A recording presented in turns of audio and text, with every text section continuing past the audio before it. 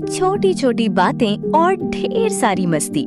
खुशामदीद हमारी प्यारी सी कायनात, द स्मॉलेस्ट यूनिवर्स में। अली एक आम लड़का था, लेकिन एक रात कुछ ऐसा हुआ जिसने उसकी जिंदगी को हमेशा के लिए बदल दिया। ये क्या था?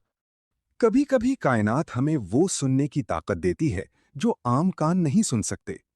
अली के लिए वो रात एक नई जिंदगी का आगाज थी, जहां अली को अंदाजा भी नहीं था कि कुदरत उसे एक ऐसा तोहफा देने वाली है जो उसकी पूरी दुनिया बदल देगा। ये क्या था? मेरे कानों में ये कैसी आवाज हो रही है? अली सुबह उठता है। उसकी पालतू बिल्ली मानो उसके पास आकर मियाऊं करती है, लेकिन अली को अब साफ उर्दू सुनाई दे रही है। अली, कितनी देर सोते हो?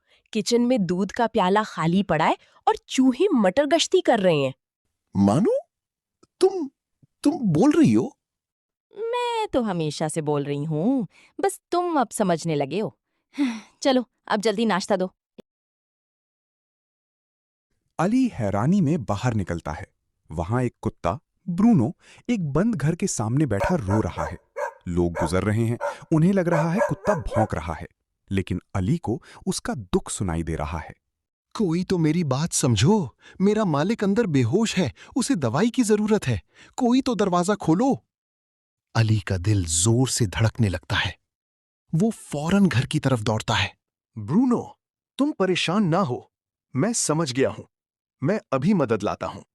अली गली में निकलता है। एक रेड़ी वाला अपने घोड़े को गुस्से में बार-बार मार रहा होता है। घोड़ा चलने की कोशिश करता है, मगर हर कदम पर रुक जाता है, दर्द से तड़प रहा होता है। लेकिन अली को अचानक उसकी आवाज साफ सुनाई देती है। कोई मेरे मालिक को बताए, मेरे पाँव में एक नोकीला पत्थर धंस गया है। मैं चलना चाहता हूँ मगर दर्द मुझे मार रहा है। रुक जाएं चचा, उसे मत मारें, उसके पाँव में तकलीफ है। अली झुककर घोड़े का पांव उठाता है और एक बड़ा पत्थर निकालता है। घोड़ा सुकून का सांस लेता है और अली के कंधे पर अपना सर रख देता है। रेड़ी वाला शर्मिंदा हो जाता है। बेटा, तुम्हें कैसे पता चला कि उसे ये तकलीफ है? चचा, कभी-कभी जुबान के बगैर भी दर्द महसूस हो जाता है। अली बाहर पार्क में जाता है। वहां दरख्त पर दो तोते बहुत शोर मचा रहे हैं। देखो, इस बड़े दरख्त की जड़ें कमजोर हो रही हैं। अगर तेज हवा चली तो हमारा घोंसला गिर जाएगा। हमें यहाँ से जाना होगा, लेकिन मेरे बच्चों के पर अभी इतने मजबूत नहीं कि वो दूर उड़ सकें।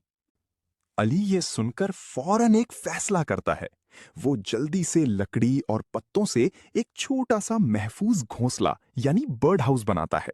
अली एक लकड़ी का छोटा सा घर बनाकर महफूज जगह पर लगा देता है और उनके घोंसले को वहां शिफ्ट कर देता है।